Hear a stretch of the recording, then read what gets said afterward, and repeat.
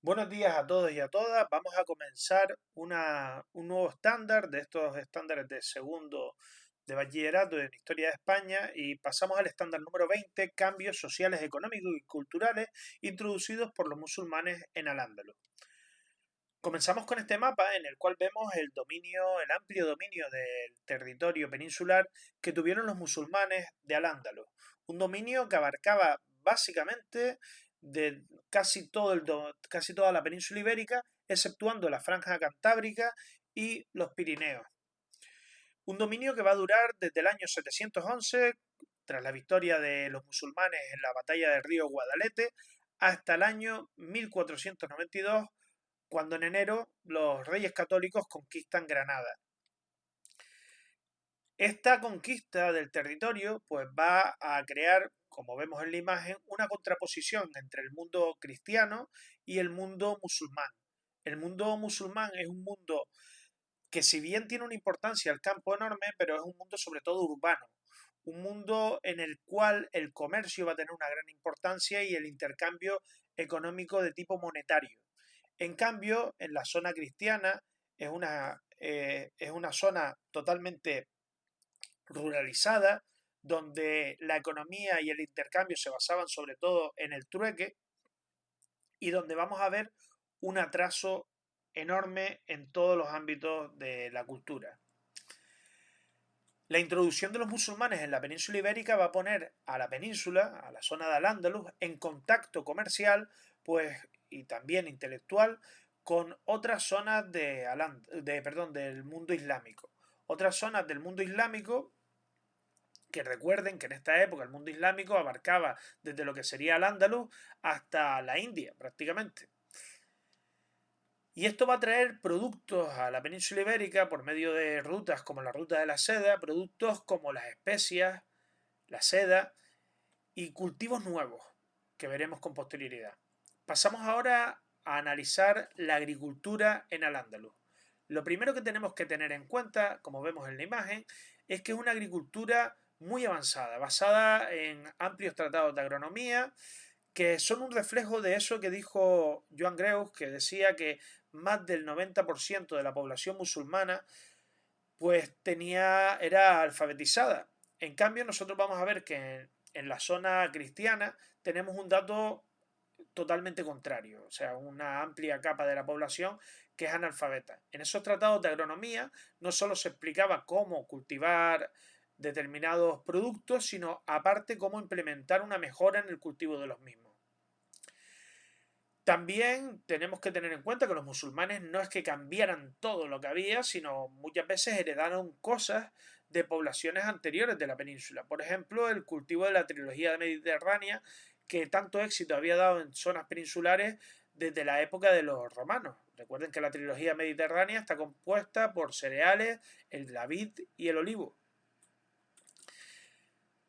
Perfeccionaron pues el uso de los riegos, vemos a la izquierda de la imagen una sequía, vemos a la derecha un tratado de agronomía en el cual pues podemos ver cómo se habla del uso de la noria, que servía por ejemplo para la molienda del trigo y de otros cereales.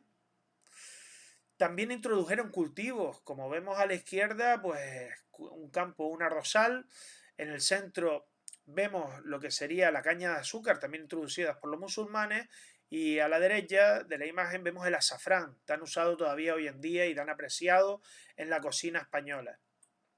En cuanto a la industria y el comercio, hemos de decir que era una economía que se basaba digamos, en el mundo urbano, en las ciudades, que habían dos tipos de comercio, uno a pequeña distancia, que sería de aquellos productos locales y que intercambiaban entre las poblaciones del campo y las poblaciones de la ciudad, y un comercio a larga distancia que sí tenía un carácter más especializado. Hablamos de productos de marfil, ahora hablamos de cordobanes, que recuerden que los cordobanes eran esos productos hechos de cuero, hablamos de cerámicas y una producción de Al-Ándalus que era muy apreciada en el resto del mundo islámico.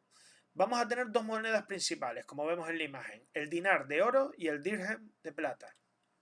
Aquí vemos una imagen de ese dinar de oro y ese dirham de plata. Recuerden, una economía monetaria que diferenciaba bastante de lo que teníamos en el mundo, digamos, cristiano, que se basaba sobre todo en una economía basada en el trueque. La economía andalusí, aunque digamos que es predominantemente urbana, no nos debe hacer pensar que el desarrollo del campo era poco o de menor importancia. Tenemos un campo muy desarrollado. A partir de este momento, pues Al-Ándalus pues, va a desarrollar múltiples ciudades. Ahí vemos un mapa de posibles ciudades. Algunas eran fundadas por los propios árabes, como por ejemplo lo que sería la base después de la Villa de Madrid, pero también hay ciudades nuevas fundadas por los digamos, los musulmanes, como por ejemplo tenemos Medina Zahara o la propia Córdoba. Las ciudades de Al-Ándalus pues van a tener, digamos, una muralla que les va a proteger totalmente. El plano es un plano irregular. ¿Por qué? Porque la comunidad musulmana se articula en torno a la UMMA, la comunidad de creyentes. Para ellos, todos los miembros de la UMMA son iguales y por lo tanto intentan evitar pues elementos que puedan crear relaciones de interdependencia entre las distintas partes de la ciudad, es decir, lo que nosotros llamaríamos barrios, ¿vale? Por ello, nosotros vamos a ver que los planos van a ser irregulares y centrados en dos únicos espacios públicos de importancia. Por un lado, la mezquita Al-Hama, que es esa que vemos en el centro, es la mezquita principal, lo cual nos obvise para que hubieran mezquitas en los distintos barrios. El Zoco, que está junto a la plaza central, y digamos que esas eran las zonas en torno a la cual se articulaba la ciudad.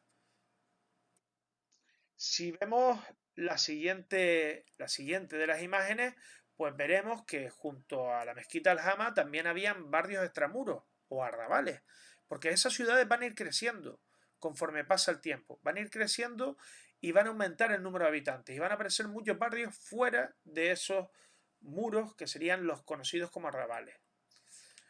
En la ciudad musulmana también destaca Casaba o Palacio y otros edificios de singular importancia.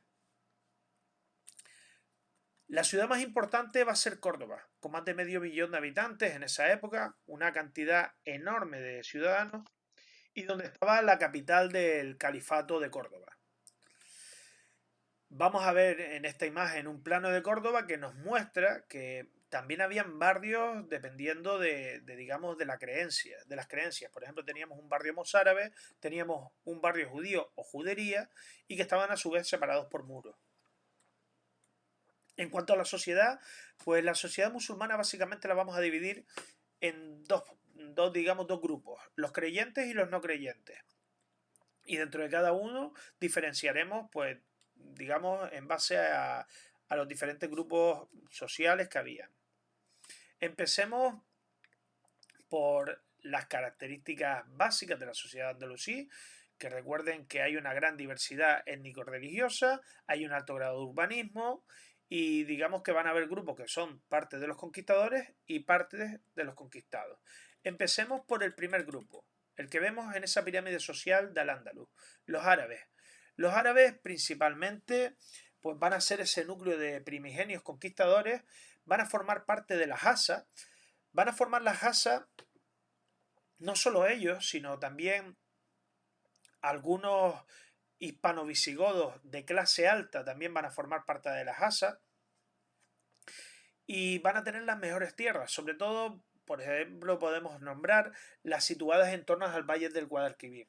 Los bereberes era otro grupo que eran esos conquistadores que se sumaron a la expansión islámica en la zona de Berbería, en el norte de África, y que van a formar gran parte de los Chunt, ese primer ejército de voluntarios de la fe que luchaban anualmente para expandir el Islam, y que van a tener las peores tierras. Son pueblos, por ejemplo, que los bereberes se van a asentar sobre todo en las zonas del Valle del Duero, van a ser zonas más duras y zonas donde se van a dedicar sobre todo al pastoreo. Por otro lado tenemos a los muladíes. Los muladíes, junto con los mozárabes, formaban el 90% de la población, según Greus nuevamente. En los muladíes nosotros vamos a ver que por un lado estaban pues Los muladíes eran los convertidos, los hispano-visigodos que se habían convertido al Islam, y los muladíes, pues, llegaron a tener algunos cargos altos en la sociedad y puestos de gran confianza. Por otro lado, tenemos a la población no creyente. Dentro de los no creyentes, esta tabla tiene un pequeño error. Estarían los judíos y los mozárabes, pero también estarían los esclavos, como vemos en la imagen. Fíjense que no nos viene en la parte de la pirámide social, pero sí nos viene en la imagen. Los judíos y los mozárabes van a formar el grupo de los dismíes. Los dismíes, recuerden que son aquellos protegidos del Islam. ¿Por qué? Porque los islámicos no niegan la tradición religiosa ni cristiana ni tampoco judía, sino piensan que Mahoma es un nuevo profeta y que, digamos, completa esa tradición. Nosotros vamos a ver que los judíos vivían en sus propios barrios, conocidos como juderías, tenían un gran poder porque se dedicaban al comercio, se dedicaban también, por lo tanto, si se dedicaban al comercio tenían un gran poder económico, se dedicaban también a profesiones muy especializadas como por ejemplo la medicina, y en el caso de los mozárabes eran los cristianos que permanecían en su fe dentro del territorio musulmán. Solían ser sobre todo agricultores y artesanos. Y por último tenemos a los esclavos. Recuerden que un esclavo solo puede ser esclavo mientras no se convierta al Islam. Una vez convertido al Islam, podría abandonar esa, digamos, condición. El desierto estratégico del Duero, que es una zona de la que hablaremos con profundidad en el estándar 24, y que es una zona que Sánchez Albornoz en su momento hablaba de desierto estratégico porque pensaba que estaba prácticamente despoblado, y en día se sabe que no, que estaba poco poblada por la peligrosidad de los posibles ataques de los reinos cristianos, pero que era una zona que no estuvo tan despoblada como se pensaba anteriormente. Pues va a ser esa zona donde los, digamos, bereberes vayan a tener esas cabañas ganaderas. La sociedad andalusí, pues nosotros vamos a ver que el grupo más poderoso, por lo tanto, van a ser los musulmanes. Los muladíes, pues van a ser un grupo más numeroso. Y los mozárabes, pues van a seguir pudiendo practicar su religión. Mozárabes y judíos van a practicar su religión previo pago de un impuesto. En cuanto a la sociedad al-Ándalus, pues hemos de decir que la estructura, pues en principio entre los creyentes debía ser prácticamente homogénea, pero esos grupos, como vemos en esta imagen, pues van a estar diferenciadas por la posesión de mejores tierras o peores tierras, y también van a estar diferenciadas por la posesión de mayor o menor riqueza. Pasamos con ello a ver esos impuestos de los que habíamos hablado anteriormente. La fiscalidad de Al-Ándalus está mucho más desarrollada que la fiscalidad en el mundo, digamos, cristiano. Vemos el zakat o limosna, que es obligatorio, es el equivalente al diezmo de la zona cristiana, pues en la zona musulmana. Y por otro lado tenemos la jizya, como ven ahí, o jizya, que sería el nombre más completo y más correcto, que sería ese impuesto especial que nosotros habíamos comentado que tenía que pagar la población del libro, de los dismíes o protegidos, que eran los mozárabes y los judíos. La moneda, pues, y los impuestos se pagaban, como les he dicho, en moneda, no era una economía basada en el trueque. Y con esto pasamos al último punto, que sería la cultura.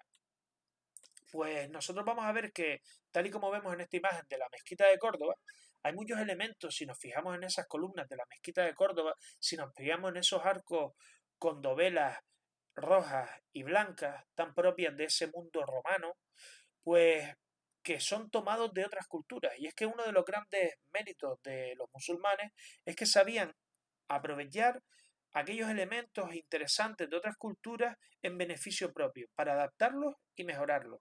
Muchos de esos capiteles que vemos ahí, pues son capiteles clásicos, capiteles incluso visigodos, que han sido adaptados por esa cultura musulmana. Esa superposición de arcos, esa superposición esa alternancia, perdón, de dovelas rojas y blancas, la vemos en obras como esta, que es de época romana, que es el acueducto de los Milagros en Mérida. Y es que los musulmanes sabían digamos, adaptar, como decimos, elementos de otras culturas.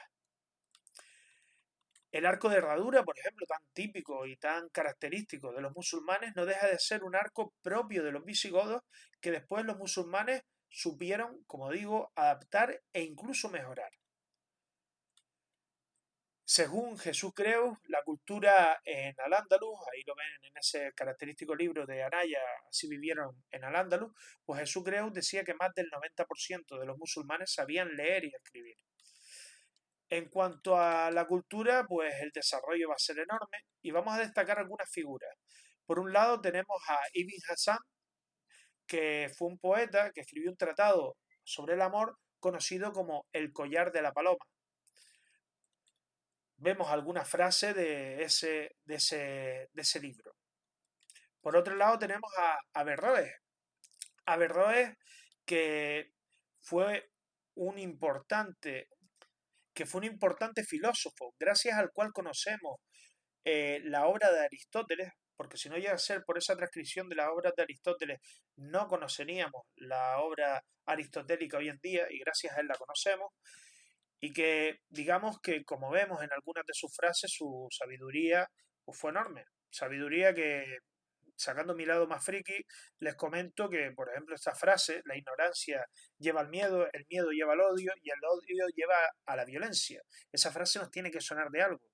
Y sí, ciertamente, fue la frase que utilizaron para esta conocida frase de Yoda, del maestro Yoda, el miedo lleva a la ira lleva al odio y el odio lleva al sufrimiento y el sufrimiento al lado oscuro.